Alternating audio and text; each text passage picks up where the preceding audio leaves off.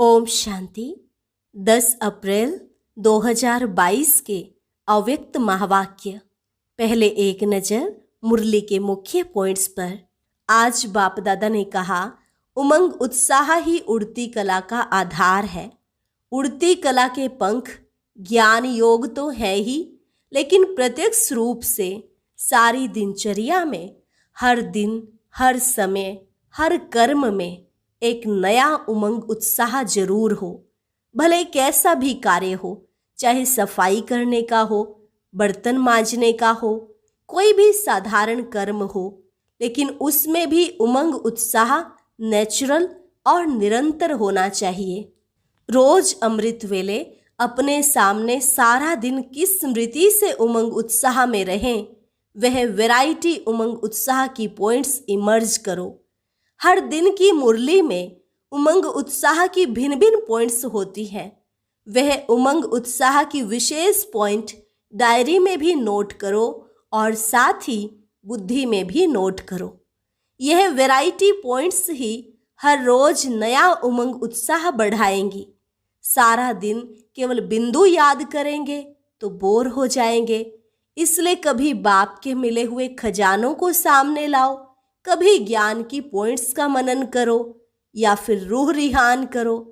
जिस समय जो रुचि हो उसी रीति से याद करो, लेकिन एक बात ध्यान में जरूर रखनी है, सिवाय बाप के, सिवाय बाप की प्राप्तियों के व सिवाय बाप के खजानों के और कोई याद ना आए। और लास्ट में बाप दादा ने कहा, बाप और आप, यही सेफ्टी की लकीर है। इस स्मृति की लकीर से कभी बाहर नहीं आओ। यह लकीर ही परमात्मा छत्र छाया है।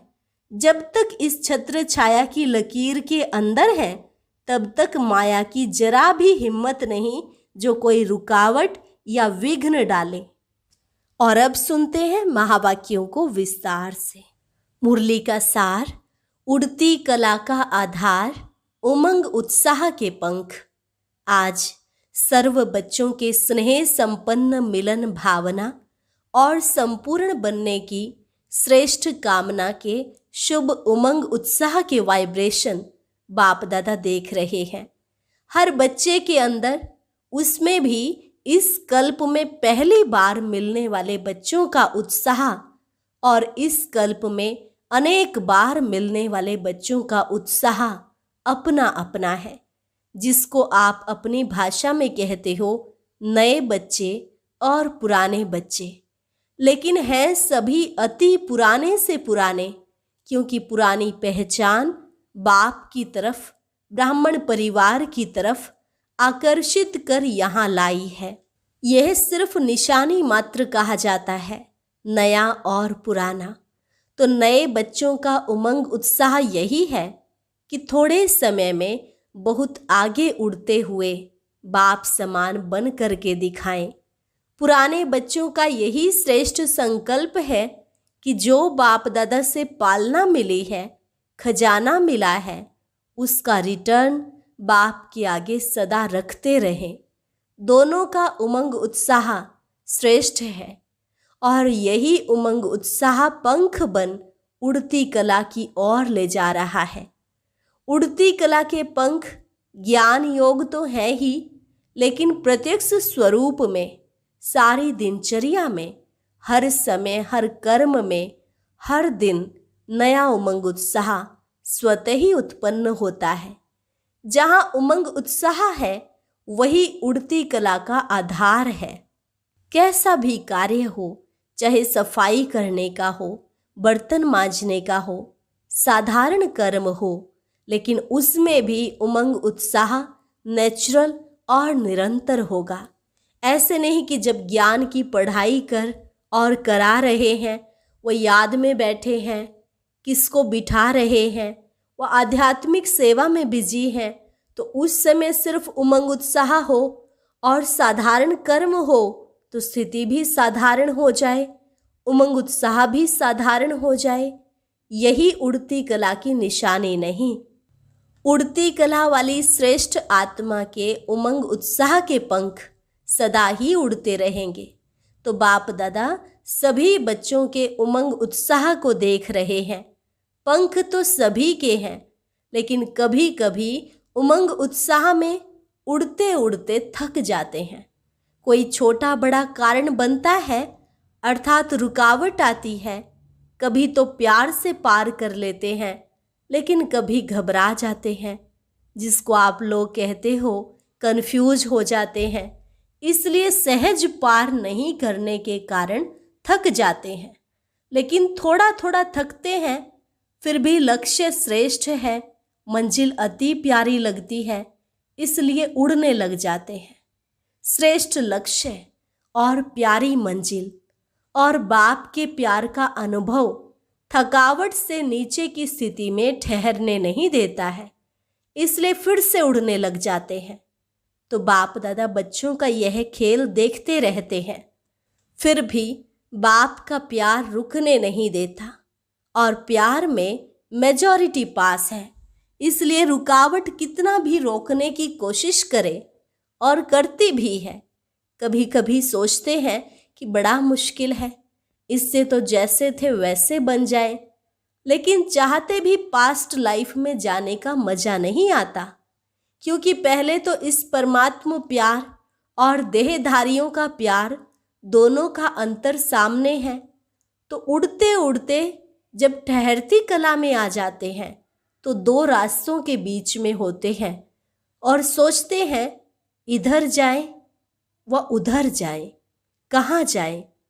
लेकिन परमात्मा प्यार का अनुभव कन्फ्यूज को सुरजीत कर देता है और उमंग उत्साह के पंख मिल जाते हैं।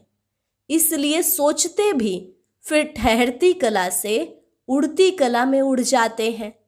बातें बहुत छोटी छोटी होती हैं, लेकिन उस समय कमजोर होने के कारण बड़ी लगती है। जैसे शरीर की कमजोरी वाले को एक पानी का ग्लास उठाना भी मुश्किल लगता है, और जो हिम्मत वाला है उसको 2 बाल्टी उठाना भी खेल लगता है। ऐसे ही छोटी सी बात बड़ी अनुभव करने लगते हैं। तो उमंग उत्साह के पंख सदा उड़ाते रहते हैं।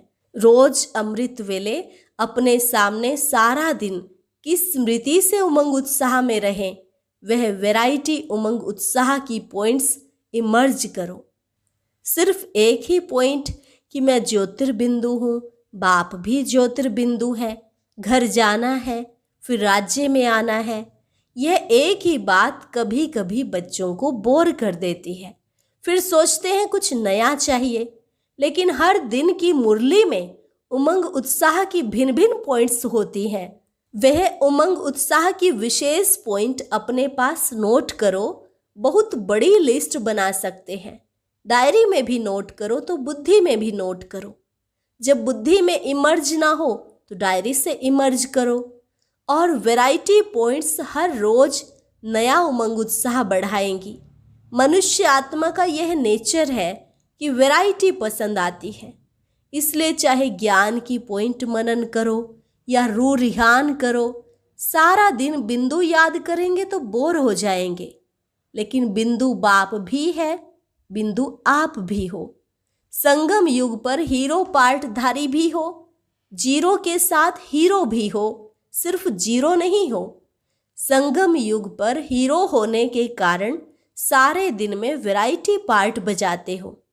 मुझ जीरो का सारे कल्प में क्या क्या पार्ट रहा है और इस समय क्या हीरो पार्ट है, किसके साथ पार्ट है, कितना समय और क्या पार्ट बजाना है। इस वैरायटी रूप से जीरो बन अपने हीरो पार्ट की स्मृति में रहो। याद में भी वैरायटी रूप से कभी बीज रूप स्थिति में रहें, कभी फरिश्ता रूप में, कभी रूह रिहान के रूप में रहो। कभी बाप के मिले हुए खजानों के एक एक रत्न को सामने लाओ। जिस समय जो रुचि हो उसी रीति से याद करो। जिस समय जिस संबंध से बाप का मिलन, बाप का स्नेह चाहो, उस संबंध से मिलन मनाओ।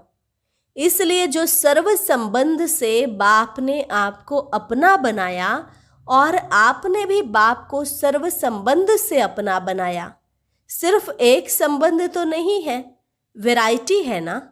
लेकिन एक बात ध्यान में रखनी है कि सिवाय बाप की प्राप्तियों के व सिवाय बाप के खजानों के और कोई याद ना आए।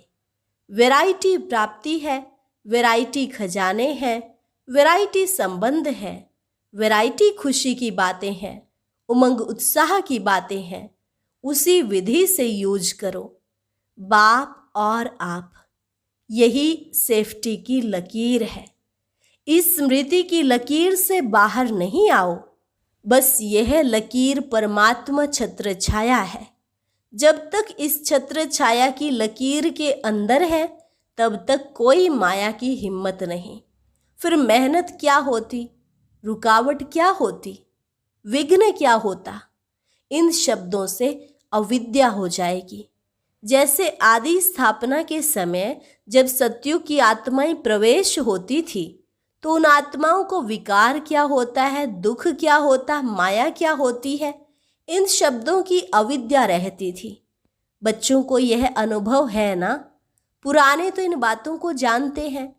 ऐसे जो बाप और आप इस स्मृति की लकीर की छत्र छाया में है, उनको इन बातों की अविद्या हो जाती है। इसलिए सदा सेफ हैं, सदा बाप के दिल में रहते हैं।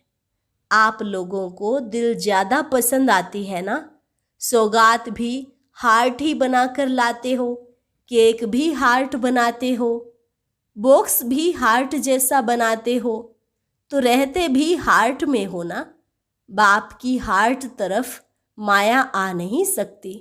जैसे जंगल में भी रोशनी कर देते हैं तो जंगल का राजा शेर भी नहीं आ सकता, भाग जाता है। बाप की हार्ट कितनी लाइट और माइट है, उसके आगे माया का कोई रूप आ नहीं सकता। तो मेहनत से सेफ हो गए ना। जन्म भी सहज हुआ, मेहनत लगी क्या जन्म लेने में?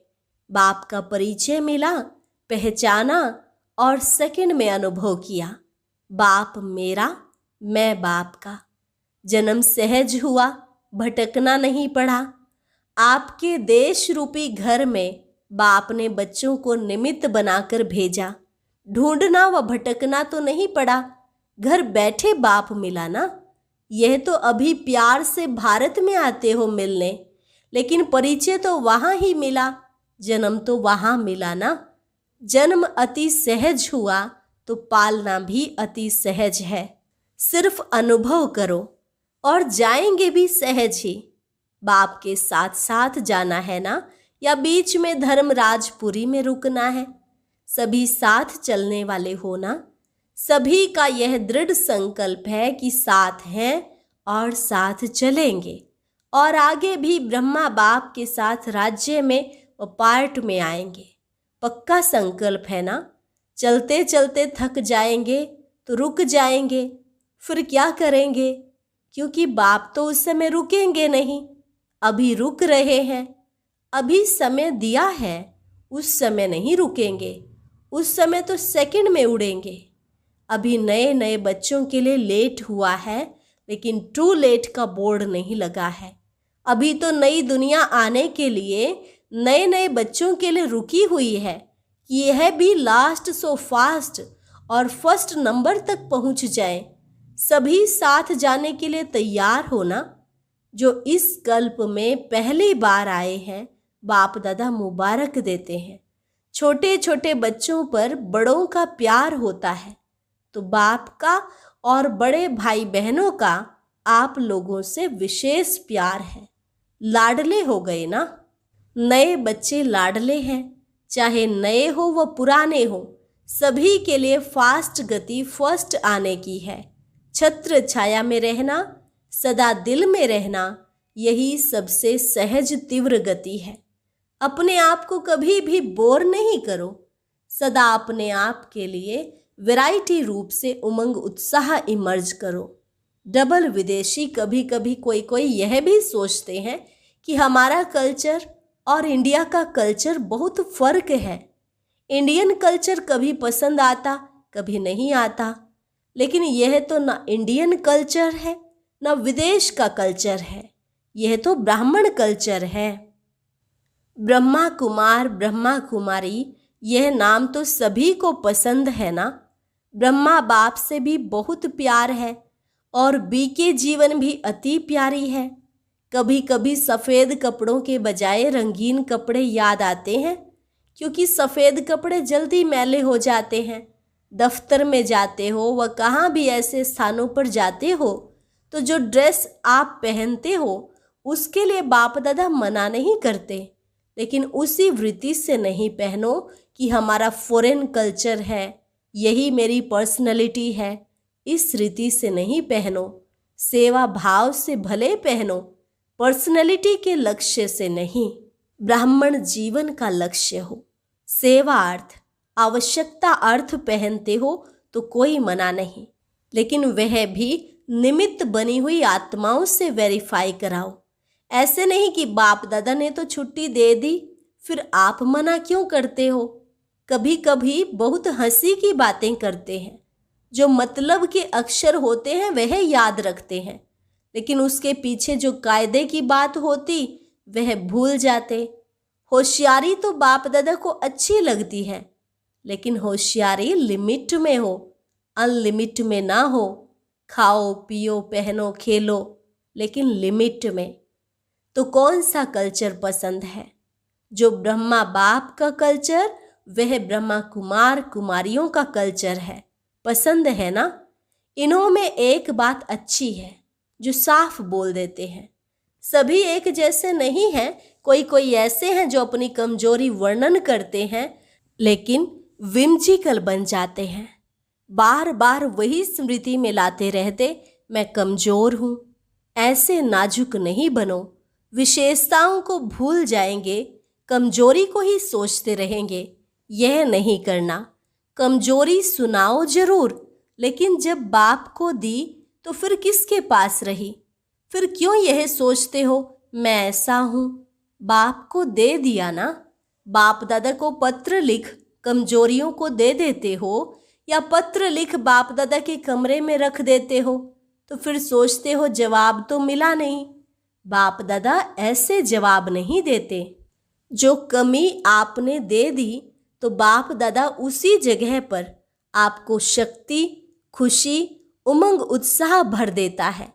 तो जो बाप दादा देता है वह लेते नहीं हो, सिर्फ सोचते हो कि जवाब तो मिला नहीं।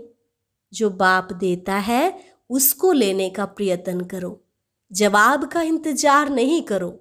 शक्ति खुशी लेते जाओ, फिर देखो कितना अच्छा उमंग उत्साह रहता है। जिस घड़ी आपने कमजोरी लिखी वो निमित्त बनी हुई आत्माओं को सुनाते हो तो दे दी, माना खत्म। अभी मिल क्या रहा है वह सोचो। बाप दादा के पास एक एक के कितने पत्र आते हैं, बाप दादा उत्तर नहीं देता, लेकिन जो आवश्यकता है, जो कमी है, उसको भरने का रिटर्न देता है। बाकी याद प्यार तो रोज देते ही है। कोई दिन ऐसा है जो याद प्यार ना मिला हो? बाप दादा सभी को 2-3 पेज का पत्र लिखते हैं। मुरली, इतना बड़ा पत्र तो रोज कोई भी किसको नहीं लिखता। कितना भी आपका प्यारा हो, कोई ने इतना बड़ा पत्र लिखा? मुरली पत्र है ना, आपकी बातों का रिस्पोंड होता है ना। तो इतना बड़ा पत्र लिखते भी, बोलते भी, जो आप विशेष पत्र लिखते हो उसका विशेष रिटर्न भी करते हो, क्योंकि लाडले सिक्की लधे हो। बाप दादा रिटर्न में शक्ति और खुशी एक्स्ट्रा देते हैं। सिर्फ बुद्धि को सदा केयरफुल और क्लियर रखो। पहले भी सुनाया था, वह बात अपनी बुद्धि से निकाल दो। वो बातें भी रखी हुई होती हैं तो बुद्धि क्लियर नहीं होती, इसलिए बाप जो रिटर्न देता वह मिक्स हो जाता। कभी मिस कर देते हो, कभी मिक्स कर देते हो। कभी कभी कोई बच्चे क्या करते हैं, आज हालचाल सुनाते हैं। कई सोचते हैं सेवा तो कर रहे हैं, लेकिन बाप का वायदा है कि मैं सदा मददगार हूँ। इस सेवा में तो मदद की नहीं, सफलता कम निकली। बाप दादा ने क्यों नहीं मदद की? फिर सोचते शायद मैं योग्य नहीं हूँ, मैं सेवा कर नहीं सकती हूँ, मैं कमजोर हूँ, व्यर्थ सोचते हैं। लेकिन अगर कोई बच्चा सेवा की मदद के लिए बाप के आगे संकल्प करते भी हैं, खुले दिल से करो, लेकिन इसका रिटर्न बाप दादा सेवा के समय विशेष देते हैं। सिर्फ एक विधि अपनाओ, कैसी भी मुश्किल सेवा हो, लेकिन बाप को सेवा भी बुद्धि से अर्पण कर दो। मैंने किया, सफलता नहीं हुई, मैं कहाँ से आया? बाप करण करावनहार की जिम्मेवारी भूल करके अपने ऊपर क्यों उठाई? यह रोंग हो जाता है। बाप की सेवा है, बाप अवश्य करेगा। बाप को आगे रखो, अपने को आगे नहीं रखो। मैंने यह किया, यह मैं शब्द सफलता को दूर करता है, समझा? अच्छा, चारों ओर के सदा उमंग उत्साह में उड़ने वाले तीव्र पुरुषार्थी आत्माओं को, सदा बाप की दिल में रहने वाली विशेष मणियों को, सदा बाप और आप इस स्मृति की छत्र छाया में रहने वाले, सदा ठहरती कला, गिरती कला से पार उड़ती कला में आगे बढ़ने वाले, सदा अपने को वैरायटी पॉइंट्स से खुशी और नशे में आगे बढ़ाने वाली श्रेष्ठ आत्माओं को बाप दादा का याद प्यार और नमस्ते। रूहानी बच्चों की रूहानी बाप दादा को नमस्ते नमस्ते, गुड मॉर्निंग। आज का वरदान, ब्राह्मण जीवन में अलौकिक मौजों का अनुभव करने वाले कर्मों की गुह्य गति के ज्ञाता भव। ब्राह्मण जीवन में अलौकिक मौजों का अनुभव करने वाले कर्मों की गुह्य गति के ज्ञाता भव। ब्राह्मण जीवन मौज की जीवन है, लेकिन मौज में रहने का अर्थ यह नहीं कि जो आया वह किया, मस्त रहा।